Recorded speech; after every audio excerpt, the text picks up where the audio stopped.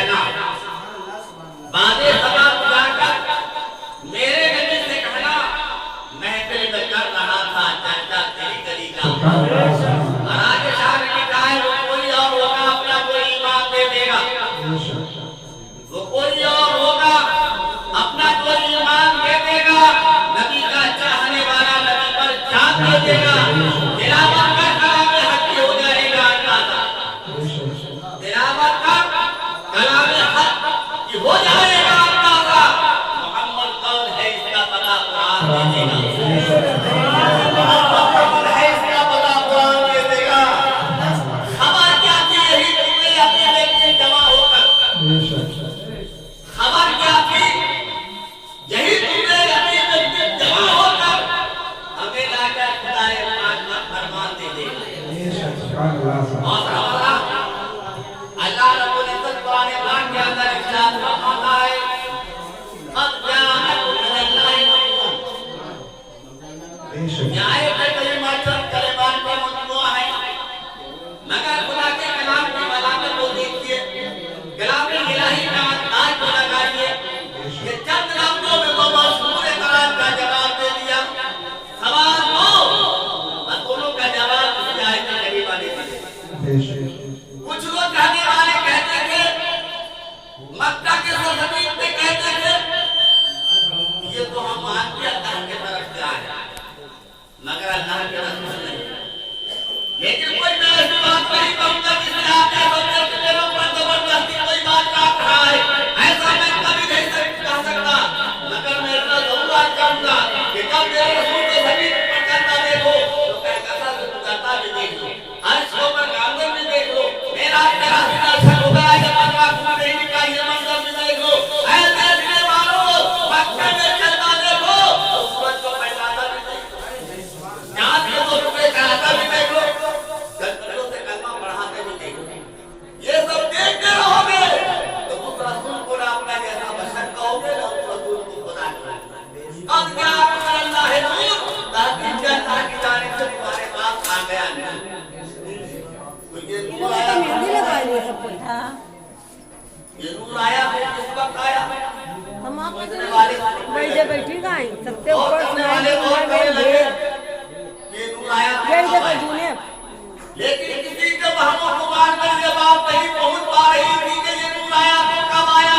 हमारे आका ने इरशाद फरमाया, कह मेरे नूर के बारे में सोचने वालों सुनो, वहां तक तुम्हारा बहमों को मान नहीं पहुंच सकता। अब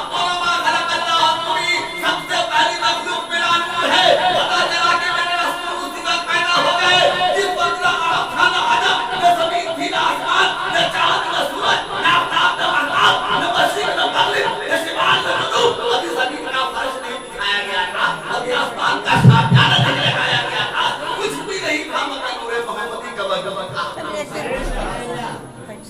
अब क्या करना चाहिए? हमें दिन है उम्र अब अंदाजा लगाइए क्या अल्लाह ताला ने अपने प्यारे महबूब को मक्का के सरजमीन पे मबूस फरमाया। जब मेरे आका मदीने के ताजदार रूहे फिदा जनाब मोहम्मद रसूलुल्लाह सल्लल्लाहु अलैहि वसल्लम तशरीफ फरमा हुए और आपने एलान नबुव्वत फरमाया, जो मक्का वालों वो खुदा एक है, मैं तुम्हारे लिए नबी बनकर के आया। जैसे पिछले अंबिया कराम हजरत आदम अलैहिस्सलाम ने तस्लीम ने अपनी कौम से बताया कि मेरे कौम को खुदा एक है, मैं तुम्हारे लिए नबी बनकर के आया। हजरत मूसा अलैहिस्सलाम ने तस्लीम ने फरमाया कि मेरे कौम को खुदा एक है, मैं तुम्हारे लिए नबी बनकर के आया। तो कौम ने क्या कहा? कौम ने ये कहा ये तो मानते हैं कि खुदा एक है, लेकिन आप हमारे लिए रसूल बनकर के आए हैं, कोई सबूत पेश कीजिए। तो हज़रत मूसा अलैहिस्सलाम को तस्लीम में अल्लाह तबारक व तआला की अता से हाथ में आसा था, जब इस आसा को यानी लाठी को जमीन पर फेंक दिया तो आस्था बन गया। जब आस्था बना उनके कितने जात थे, सब उन्हें हज़रत मूसा के मुद्दा की ये मुद्दा को देख कर दिया ला इलाहा इल्लल्लाह लेकिन जब बात आई हजरत ईसा को लाके हजरत ईसा को लाके फरमाया गया है कौन को खुदा एक है बैठ जाओ कहाँ पर है मैं बाहर लेके आया आपने कहा वो खुदा एक है आपने भी बनकर लेके आई आपके पास क्या सबूत है हजरत ईसा को लाके फरमाया किसी अंधे को मैंने सामने लाओ 10 के 2 डाला एक दे दीजिए हजरत मूसा अलैहिस्सलाम ने हमको कहा दिखाया अंधे के आंखों में डाल दिया आपने तो रोशनी पैदा हो गई लेकिन जब बारी आई मुहम्मद इंसान ने जब बारी आई आमिना के राज की जब बारी आई महबूबे बेमिसाल की जब बारी आई अरब के झूमर की जब बारी आई काबा को बैतुल्लाह बनाने वाले की जब बारी आई फातिमा के अब्बा जान की जब बारी आई हजरत इमाम हसन हुसैन के नाना जान तो मेरे आका ने मक्का के सदर पर इरशाद फरमाया जो मक्का वालों को खुदा ये है तुम्हारे लिए नबी बनकर आया हमने कहा पिछले अंबिया आए सबूत लेकर आए हजरत आदम आए सबूत लेकर आए हजरत मूसा आए सबूत लेकर आए हजरत ईसा आए सबूत लेकर आए आप भी मक्का वाले नबी बनकर के आए आप भी कोई सबूत पेश किए तो हमारे आका ने फरमाया वो मक्का वालों पिछले अंबिया आए सबूत लेकर आए हजरत आदम आए सबूत लेकर आए हजरत मूसा आए सबूत लेकर आए हजरत ईसा आए सबूत लेकर आए लेकिन मैं तुम्हारा मक्का वाला नबी सिर्फ सबूत लेकर नहीं आया हूं बल्कि सबसे पहला सबूत बन कर आया सबसे पहला सबूत बन कर आया अब सबूत देखिए हमारे आका का सबूत सरकार की जगह अब ये है और जितने भी कुफारे मक्का थे सब के सब सरकार को आदम ताजदारी अबू आदम के दुश्मन थे और हमेशा अपने पास बैठा कर मुकाबला किया करते थे लेकिन मुकाबला में सरकार सबको मान मिल गया अबू जहल बहुत परेशान था अबू जहल ने सोचा कि ऐसा कौन सा इंसान लाया जाए जो मुहम्मदी आज्ञा से मुकाबला करे भरे मजमा में भरे पंचायत में एक मर्तबा हरा दे फिर भी मेरे सामने नहीं पहुंचे तो ढूंढना शुरू किया अबू जहल ने कौन ऐसा आदमी लाया जाए तो अबू जहल के दिमाग में एक बात पैदा हुई कि बचपन में हम यमन में पढ़ते थे एक स्कूल में एक मेरा दोस्त था साथी था बहुत तेज था पढ़ने में उसका नाम हबीब था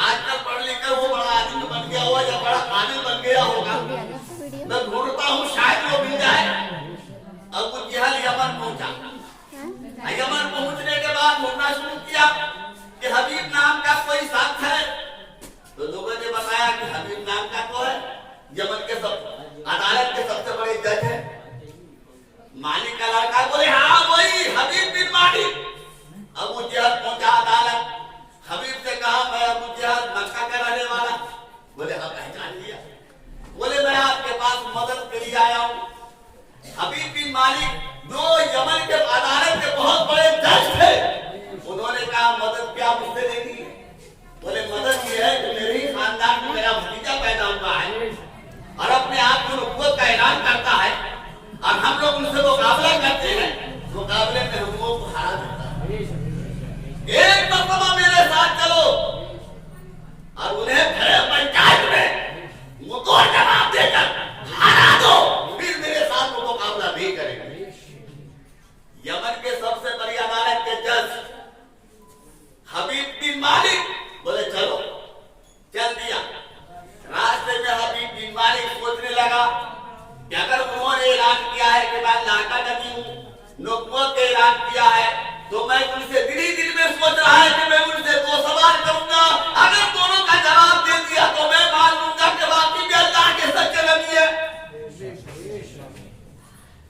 रास्ते में सोचते हुए आया आधी रात के वक्त जब मक्का में आया तो इंतजार कौन कर रहा था अबू लहब उतबा शैबा वलीद इब्न मुगीरा बड़े बड़े कुफारे मक्का इंतजार कर रहे थे आधी रात में वक्त वहीं पहुंचे सब लोग इस्तकबाल के लिए खड़े हो गए हकीम बिन मालिक ने कहा कि जिस काम के लिए आया हूं उस काम को हम करने मुझे करने दो, ले चलो मुझे उनके पास जिन्होंने लोगों को तैनात किया है। पहले उनसे मुकाबला करूंगा, उसके बाद पानी और खाना खाऊंगा।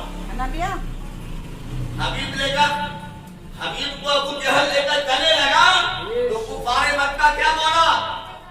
अबू लहब, उतबा, शैबा, वलीद इब्न मुगीरा क्या बोला? क्या इन्हें रोक लो, जो उनके दर पे जाता है उन्हीं का हो जाता है, रोक लो। हबीब बिन मालिक ने कहा नहीं रुकूंगा, पहले मुकाबला। बोले आधी रात का वक्त है, तो बोले क्या हुआ? आधी रात के वक्त हबीब आगे आगे पीछे अबू जहल, अबू लहब, उतबा, शैबा, वलीद इब्न मुगीरा सारे के सारे कुफारे मक्का पीछे पीछे सरकाए दो आलम ताजदार मौजूद के दरवाजे पे हबीब बिन मालिक पहुंच गए। दरवाजे को खटखटाया, दस्तक दिया, अंदर के मेरे आका आवाज देते हैं कौन? तो बाहर से कहा मैं हबीब बिन मालिक, यानी मालिक का लड़का हबीब हूं मैं, हबीब बिन मालिक। हमारे आका ने दरवाजा खोल दिया। दरवाजा खोलने के बाद इरशाद फरमाया खामोश, तू हबीब बिन मालिक, मैं मोहम्मद बिन अब्दुल्लाह। बोलो कैसे आए हो, कहां से आए हो? बोले मैं यमन से आया हूं, यमन के सबसे बड़ी अदालत का जज हूं। हमारे आका फरमाते हैं खामोश, तू यमन से आया है, यमन के बड़ी अदालत के जज हो, लेकिन मैं अल्लाह की बारगाह से आया हूं, तमाम नबियों का सरदार। बोलो क्या पूछना है? तो हबीब ने कहा मैंने सुना है क्या आपने नबी होने का ऐलान किया है? हमारे आका फरमाते हैं खामोश, ऐलान किया है, ये क्या हो रहा है? तुम्हारे सामने ऐलान कर रहा हूं। हबीब बोला अगर आप वाकई में नबी है तो कोई मौजूदा दिखा सकते हैं, जैसे बड़ी करामत दिखाते हैं, ऐसे कोई मुद्दा आप दिखा सकते हैं? तो हमारे आका फरमाते हैं दिखा सकते हैं। अरे क्या देखना चाहते हो, बोलो। हबीब ने कहा मैं ये देखना चाहता हूँ क्या 14वीं रात का चांद आबोताब के साथ चमक रहा है, जरा उनको 2 टुकड़े करके दिखा दीजिए।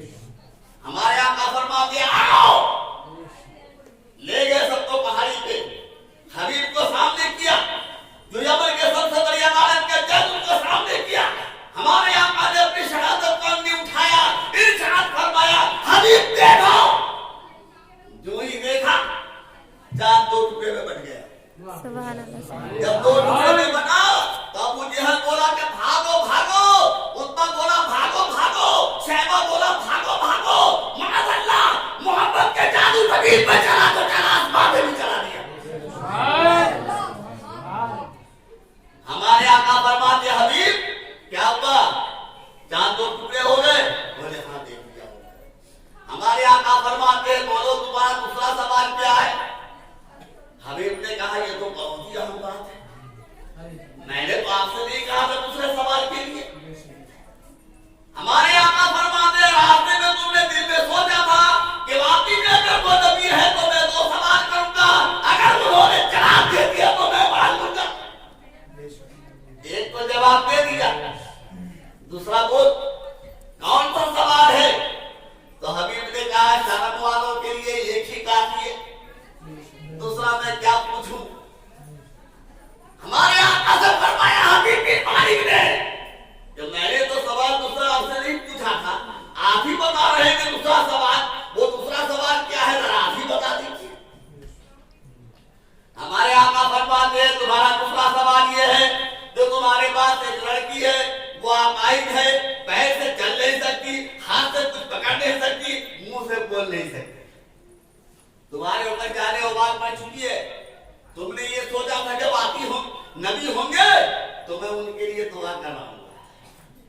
जाओ, मैंने दुआ कर दिया रब से, रब तुम्हारे तुम्हारा दिल है तंदुरुस्त कर दिया है। हबीब फौरन वापस गया और दूसरे दिन आधी रात के वक्त जब अपने घर पहुंचा, आधी रात के वक्त पहुंचा और जब दरवाजे को खटखटाया तो जल्दी से वो लड़की आई, दरवाजा खोल दिया। हबीब बिन मालिक हैरान कि बेटी ये क्या मामला है, तू पैर से चल भी नहीं सकती, हाथ से कुछ पकड़ भी नहीं सकती, मुंह से बोल भी नहीं सकती,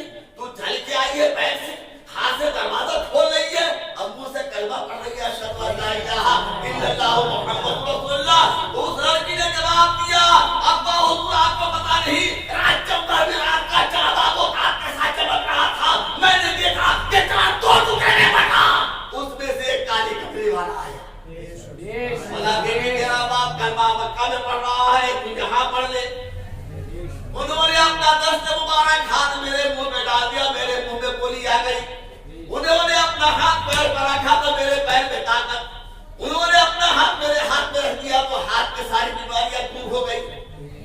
हबीब बिलवाली ने देखा, फौरन आपका दीवार का हमें हाजिर हुआ और हाजिर होकर फौरन कदमों से लिपट गया और पढ़ लिया अशहदु अल्ला इलाहा इल्लल्लाहु मुहम्मदुर रसूलुल्लाह। तब जाको बिल्लाह नूर, तहकीक के अल्लाह के जानिब से तुम्हारे पास आ गया नूर। दूसरी बड़ी पढ़ा सरेगा सैयदना मोहम्मद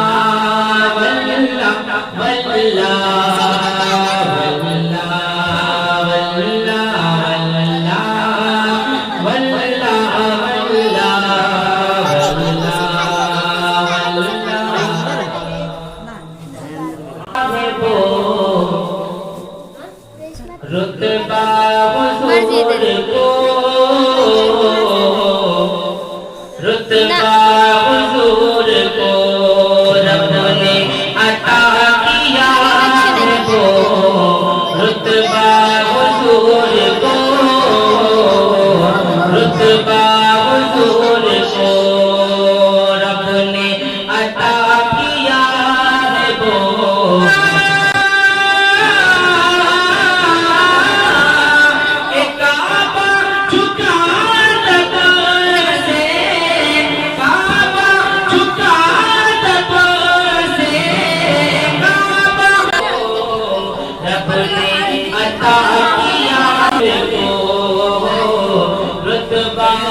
नूर को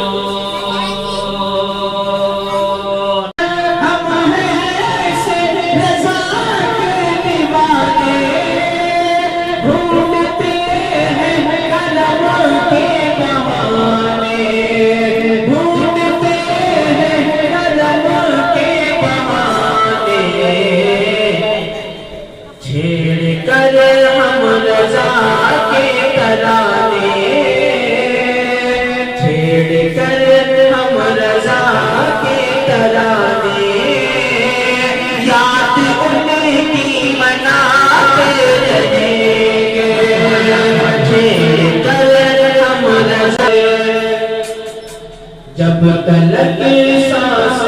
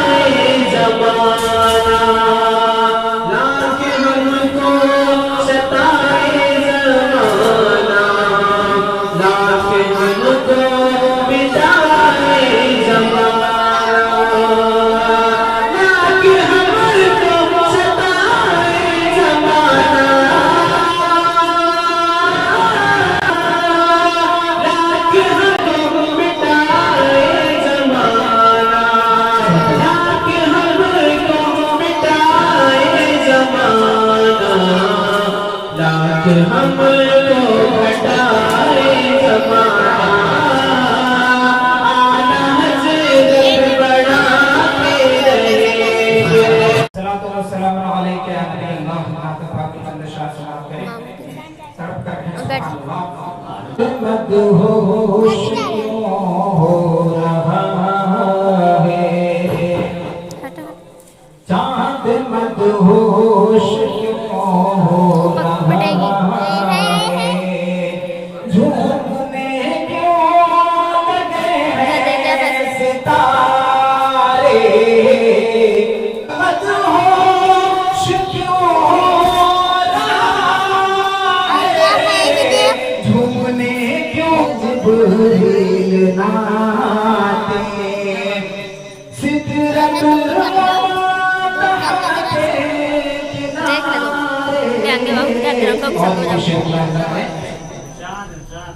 कि मेरे आका की जलवागरी तुम दोनों यहाँ बैठ जाओ।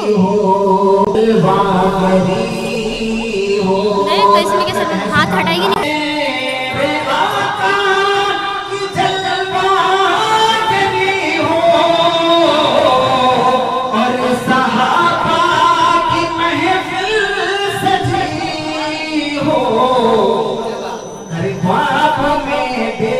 बाबू कब पढ़ेंगे? मेरी आँखें ख्वाब में देखने, मेरी आँखें मदीने के दिलकश नज़ारे, ख्वाब में देखने, मेरी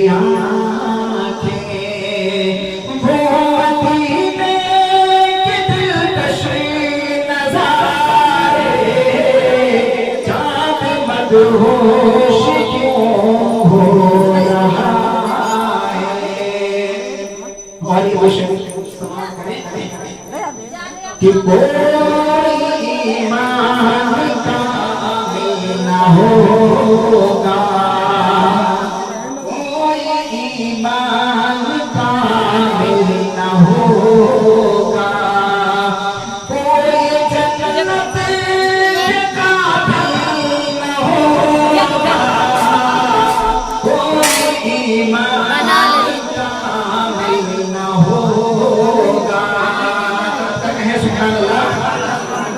कोई नहीं बोले।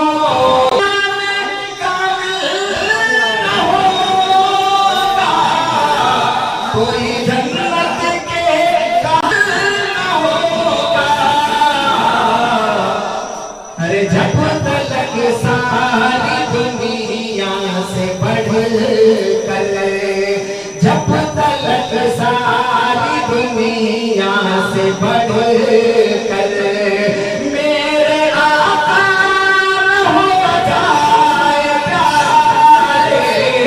अल्लाहुम्मा सल्ली अला सय्यिदिना शफीना व मौलाना मुहम्मदिन व अला आलि सय्यिदिना व मौलाना मुहम्मदिन मुबारक व सल्लिम सलातन व सलामन दाइमन अलैका या रसूलल्लाह या नबी अल्लाह या हबीब अल्लाह सल्लल्लाहु तआला अलैहि वसल्लम।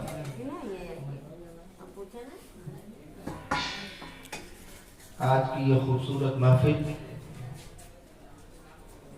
जनाब भाई सलीम अहमद साहब ने अपनी बच्ची के शादी के मौके पर मुनक़िद की है। दुआ गो हूँ कि मौला करीम इसको कबूल फरमाए, इस महफिल पाक की बरकत से उस बच्ची की ज़िंदगी में खुशियाँ, आबादियाँ, शादाबियाँ अता फरमाए।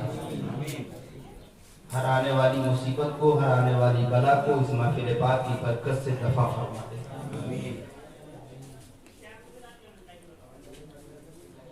बड़ा अच्छा लगा कि ऐसे मौके पर इस पाक महफिल का इनेकाद इन्होंने किया है। वरना अमूमन देखा यह जाता है कि ऐसे मौके पर लोग गलत मजलिसों का एहतमाम करते हैं। रक़्स व सुरूर की महफिलें होती हैं, गाने बजाने का दौर चलता है, मर्द व ख़वातीन का खल्क़ मत होता है, गुनाहों का बाजार गर्म होता है। ये एक आम सी बात हो गई है, लेकिन इन्होंने अल्लाह और उसके रसूल की रज़ा के लिए उन गुनाह के कामों से खुद को भी बचाया, अपने रिश्तेदारों को, अजीज़ व अक़ारिब को भी दूर रखा और एक पाक महफिल का इनेकाद करके सबको दीन की तबलीग और दीन की दावत की तरफ उन्होंने बुलाया है। एक अच्छा कदम है जिसकी मैं तारीफ करता हूँ और दुआ करता हूँ कि अल्लाह इनके इस कदम को कबूल फरमाए और इस महफिल की बरकत से हम तमाम सामीन की हाजिरी को कबूल फरमाए। काफी देर से ये खूबसूरत प्रोग्राम चल रहा है। गिरामी बावकार करम फरमा मेरे बड़े भाई हजरत अल्लामा मौलाना इमरान अहमद साहब क़िबला आपसे शान रिसालत पर खिताब फरमा रहे थे। उनसे कब्ल हमारे भाइयों ने, अजीज़ों ने उम्दा खूबसूरत कलाम पेश किया। मैं नाचीज़ भी थोड़ी देर के लिए हाजिर हूँ। इंशाअल्लाह जल्दी प्रोग्राम का इख्तिताम होगा और जल्द ही रवानगी लेंगे हम लोग भी। अगर सब लोग इजाज़त देते तो नात पाक का एक मतला 2-3 शेर आप तक पहुँचा दूँ। दुरूद पाक एक बार और पढ़ लीजिए। अल्लाहुम्मा सल्ली अला सय्यिदिना व मौलाना मुहम्मदिन व अला आलि सय्यिदिना व मौलाना मुहम्मदिन मुबारक व सल्लिम सलातु व सलामु दाइमन अलैका या रसूलल्लाह या नबी अल्लाह या हबीब अल्लाह। ये हमारे मौलाना इस्लाम साहब, जाबिर साहब नौजवान भी हैं, खूबसूरत आवाज़ के मालिक भी हैं माशाअल्लाह। भी आप लोग सुन रहे थे, बहुत अच्छा पढ़ रहे थे। तबीयत तो हमारी भी चाह रही थी कि हम और भी इनका कलाम सुने, लेकिन ये वक्त का तकाज़ा। बहरहाल मैं भी कुछ कहने की जसारत रखता हूँ, पढ़ रहा हूँ, समाअत कर लीजिए। है आसमां कहाँ वो, है आसमां कहाँ वो, तेरे हिलाल में है। आसमां कहाँ वो, तेरे हिलाल में है। ऐ आसमां कहाँ वो,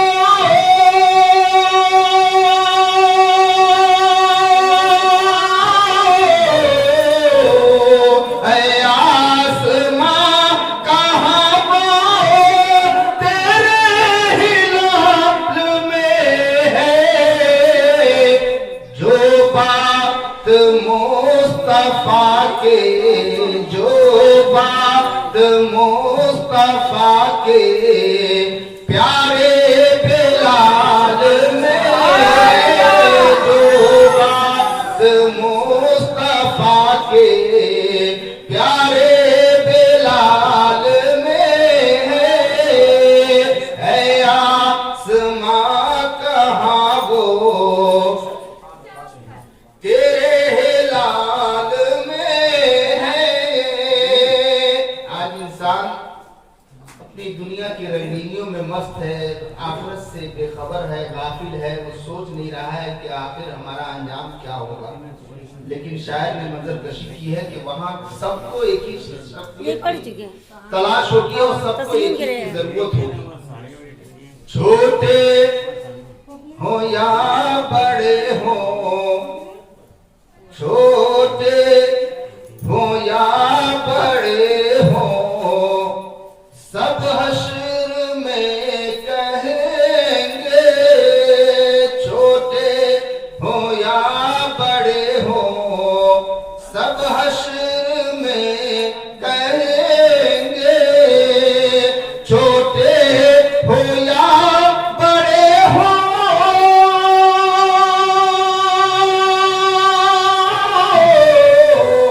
छोटे हो या बड़े हो, सब हश्र में कहेंगे।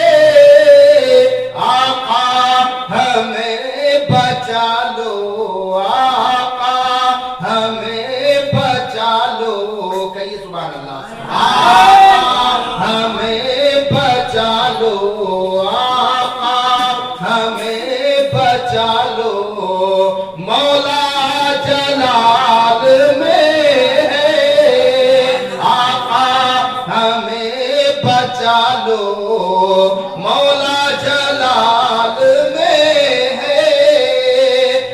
आसमां कहाँ वो तेरे हिलाल में है। और तारीखी पस मंजर इस मिसरे में पेश कर रहा हूं। जो अहले इल्म है वो मिसरा सुनते ही समझ जाएंगे, जो नहीं है उनको मैं थोड़ी सी रोशनी डाल के समझा दूंगा। देखिए मिसरा, देखिए आप। टोपी उठा के खालिद इब्ने वलीद बोले, टोपी उठा के खालिद इब्ने वलीद बोले, टोपी उठा के खालिद,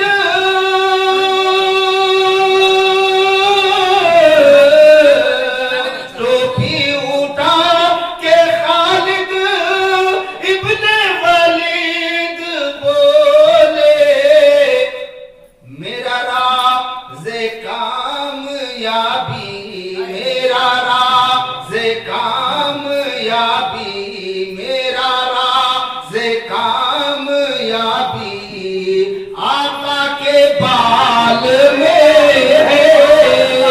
मेरा राज़े कामयाबी। अब थोड़ी सी रोशनी डाल दूं तो आपको और मजा आएगा इसमें।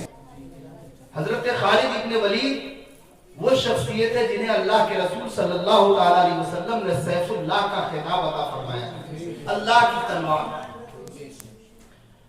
और इतनी फतूहात आपके दस्ते मुबारक से इस्लाम को हासिल हुई है कि मैं बयान नहीं कर सकता। आपके दस्ते मुबारक से इस्लाम ने बड़ी बुलंदियां हासिल की। बहुत दूर तक इस्लाम का ये सुनहरा परचम लहराते हुए ये मुजाहिदे इस्लाम पहुंच गए थे। और जब निकले थे आप अल्लाह के रसूल सल्लल्लाहु अलैहि वसल्लम के दीन की सरबुलंदी के लिए, तो थोड़ी सी जमात अपने साथ लेके निकले थे। थोड़े से लोग आपके साथ में थे, चंद सहाबा किराम का एक काफिला लेकर के निकले थे। और निकले थे अल्लाह के दीन की सरबुलंदी के लिए, निकले थे इस्लाम के परचम को बुलंद करने के लिए। तो अल्लाह ने कामयाबी इनके कदमों में रखी और आप मैदान पे मैदान, मैदान से मैदान फतह करते हुए आगे बढ़ते चले गए। लेकिन इनसे जब पूछा गया कि आपकी कामयाबी क्या है, आपकी कामयाबी का राज क्या है, तो इन्होंने ना अपनी ताकत पे, ना अपनी कुव्वत पे, ना अपनी बहादुरी पे, ना अपने फन पे नाज किया था, बल्कि कुर्बान जाओ जुमले के ऊपर हजरत खालिद इब्ने वलीद ने अर्ज किया था कि ए लोगों, खालिद इब्ने वलीद अगर इतनी फतूहात का मालिक है और कामयाबियों पे कामयाबी हासिल कर रहा है, तो इसके पीछे मेरा अपना कोई काम नहीं है, मेरा अपना कोई हाथ नहीं है, मेरा कोई अपना दखल नहीं है, बल्कि सिर्फ और सिर्फ एक वजह यह है कि मैंने मुस्तफा जाने रहमत सल्लल्लाहु अलैहि वसल्लम के सरे मुबारक के एक मुंह मुबारक को अपनी टोपी से बेबस कर रखा है, इसको अपने सर पे रखता हूँ और इसकी बरकतों से अल्लाह मुझे कामयाबी अता फरमाए। और कैसी कैसी कामयाबी आपको अता की गई। हम तो हम, आप तो आप। आज का साइंसदान और पहले का मौर्ख लिखने पे मजबूर है कि ये इंसान है या इंसानी लेवादे में कोई और मखलूक है कि जो अनहोनी को होनी करके जा रहा है। मौर्खीन लिखते हैं और तारीखदान जानते हैं, ये अरबाब इल्म बैठे इनसे पूछिए। फतह इंताकिया की एक अजीम जंग हुई है, जिस फतह इंताकिया में ईसाइयों की तरफ से 60,000 का अजीम लश्कर और उन 60,000 अजीम लश्कर के साथ उनके साजो सामान, उनके मुसल्लह हथियार, उनके साथ घोड़े, उनके साथ ऊंट और हजरत खालिद इब्न वलीद के साथ में सिर्फ 60 मुजाहिदीन इस्लाम। कितने? 60। आप अंदाजा तो लगाइए, गोली बारूद का दौर नहीं था, तोप का दौर नहीं था, बमों का जमाना नहीं था, हाथों से लड़ाइयां लड़ी जा रही थी, हाथ में तलवार, नेज़े और तीरों की बारिश और बौछार में मैदान को फतह करना होता था। और उस मैदान को फतह करने के लिए हजरत खालिद इब्न वलीद चले हैं। सिर्फ 60 मुजाहिदीन इस्लाम है और तारीख बताने पे मजबूर है कि वो 60 मुजाहिद भी इस हाल में है कि जंगलों के पत्ते खाकर वो रोजे के लिए इफ्तारी करते थे और जंगलों के पेड़ से अर्क निकाल करके वो अपनी सहरी का इंतजाम किया करते थे। उनके पास खाने को भी कुछ नहीं। रमजान का मुबारक महीना था, पत्तों को खाकर इफ्तारी कर रहे हैं, पत्तों को खाकर, छाछ को छीलकर उससे अर्क निकालकर अपनी प्यास बुझाने के लिए सहरी में इंतजाम कर रहे हैं। और वो 60 मुजाहिदीन इस्लाम लेकर के हजरत खालिद इब्न वलीद 60,000 के फौज के सामने खड़े हैं। दुश्मनों ने देखा ये थोड़े से लोग हमारा क्या करेंगे, अरे ये पागल हो गया कमांडर, इसका सिपा सालार इसका पागल हो गया, खब्तुल अवाज दिमाग का तवाजुन इसका बिगड़ गया, क्या करेगा ये, क्यों मौत को दावत दे रहा है। हंस रहा था, मजाक उड़ा रहा था, लेकिन उसे क्या खबर थी कि ये खालिद अपने बलबूते नहीं बढ़ रहा है, मुस्तफा जाने रहमत के इश्क के बलबूते बढ़ रहा है, खुदा के कुदरत के सहारे चल रहा है। ये दीवाना एक अज़्म मुहक्कम लेकर के चला है कि मुस्तफा ने जो काम मुझे सुपुर्द किया है उसको अंजाम तक पहुंचा करके रहूंगा, और वो पहुंचा के दिखाया है। हजरत खालिद इब्न वलीद जब मैदान जंग में उतरे थे, नक्शा बदल कर रख दिया था। इन 60 मुजाहिदों ने रोजे की हालत में जो लड़ाइयां लड़ी है, जो अपने जौहर दिखाए बहादुरी के, तो मौरखीन लिखने पे मजबूर है कि 60 मुजाहिदों ने 60,000 फौज के पैर उखाड़ दिए थे और इस्लाम की वो अजीम कामयाबी हासिल हुई थी। और ईसाइयों के उस अजीम किले पर हजरत खालिद इब्न वलीद इस्लाम का लश्कर लेकर दाखिल हुए थे और इस्लामी परचम लहराते हुए नजर आ रहे हैं। मुस्तफा जाने रहमत के मुँह मुबारक की ताज़ीम की वजह से अल्लाह रब्बुल इज्जत ने ये मकाम आपको अता फरमाया कि हर मैदान में आप कामयाबी हासिल करते चले गए। आपका आखिरी वक्त था जब उम्र के आखिरी पड़ाव से गुजर रहे थे, तो आपके साथ वाले मुजाहिदीन और दीगर मुताल्लिकीन, अहबाब, अइज़्ज़ा और क़ुरबा सब आते, आपकी दीवानगी देखे। मैं आपको बता रहा हूँ 2 लफ्जों में, लोग आते आपसे मिलने के लिए, आप बिस्तरे अदालत पे हैं, आखिरी वक्त है, तो उस आखिरी वक्त में आप अपने जिस्म से अपना इबादत कुर्ता उतार के लोगों को दिखाते और लोगों से पूछते कि देखो मेरे जिस्म में कोई ऐसी जगह है बची हुई जहां पर तीरों तलवार के निशान नहीं है। आप जज्बा तो देखें, लोगों से पूछते हैं, लोगों बताओ मुझे कि मेरे जिस्म पर कोई ऐसी जगह बाकी है कि जहां पर तीरों तलवार के निशान नहीं है। लोग देखते कहते कि हाँ है, कोई जगह ऐसी बाकी नहीं जहां पर तलवार और तीर के निशान नहीं है, जख्म के निशान नहीं है। आप अफसोस करते और तमन्ना करते, अपनी ख्वाहिश का इजहार करते कि मेरी आखिरी ख्वाहिश ये थी कि मैं मैदान जिहाद में शहीद हो जाऊं, अल्लाह के रास्ते में मैं शहीद हो जाऊं। लेकिन मुझे अल्लाह रब्बुल इज्जत ने इस अजीम नेमत से महरूम रखा। एक सहाबी रसूल आगे बढ़े और अर्ज किया कि खालिद इब्न वलीद, अब अपनी ये तमन्ना अपने दिल में रखो और ये शिकवे दूसरों के सामने मत करो, इसलिए कि अल्लाह रब्बुल इज्जत ने रसूलुल्लाह सल्लल्लाहु अलैहि वसल्लम की ज़बान मुबारक के सदक़े में इससे अजीम मर्तबा आपको अता फरमाया। खिताब किया है सैफुल्लाह का। अपनी अज़मत को आप पहचानो, अपने मकाम रिफत को आप पहचानो कि अल्लाह के रसूल ने आपको सैफुल्लाह कहा है, अल्लाह की तलवार। अगर किसी मैदान में आप शहादत का जाम पी लेते, शहीद हो जाते, तो अल्लाह की तलवार मिल जाती। अल्लाह के नबी ने आपको सैफुल्लाह का खिताब दिया है। ये कैसे मुमकिन था कि दुनिया की कोई तलवार आपको शहीद कर देती, दुनिया का कोई नेज़ा, कोई तीर आपको शहीद कर देता? ऐसा मुमकिन ही नहीं था।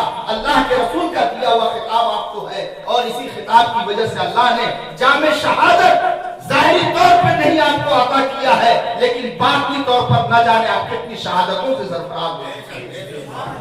इसी को मिसरे में शायर ने कहा था कि टोपी उठा के खालिद, एक मैदान में आपकी टोपी गिर गई, झमाझम लड़ाई चल रही है, तलवारें चल रही हैं, एक दूसरे को काटने के पीछे लोग पड़े हुए हैं। हजरत खालिद इब्न वलीद का अचानक हाथ गया कि सर पे हमारे इमामा नहीं है, टोपी नहीं है। आपने तलवार वहीं रोका और भागे, टोपी दिखाई पड़ गई कि दूर गिरी हुई है। वहां उस मैदान कारज़ात में पहुंचे, उस टोपी को उठाया, चूमा और अपने सर पे रखा। उसके जनरल ने पूछा कि ए खालिद क्या है, एक टोपी के पीछे भाग रहे हो? आपने फरमाया कि नादान, तुझे मालूम नहीं इस टोपी में कौन सा राज है। टोपी उठा के खालिद इब्ने वलीद बोले, टोपी उठा के खालिद इब्ने वलीद बोले, मेरा राज कामयाबी आका के बाल में है, मेरा राज कामयाबी आका के बाल में है। आसमां कहाँ वो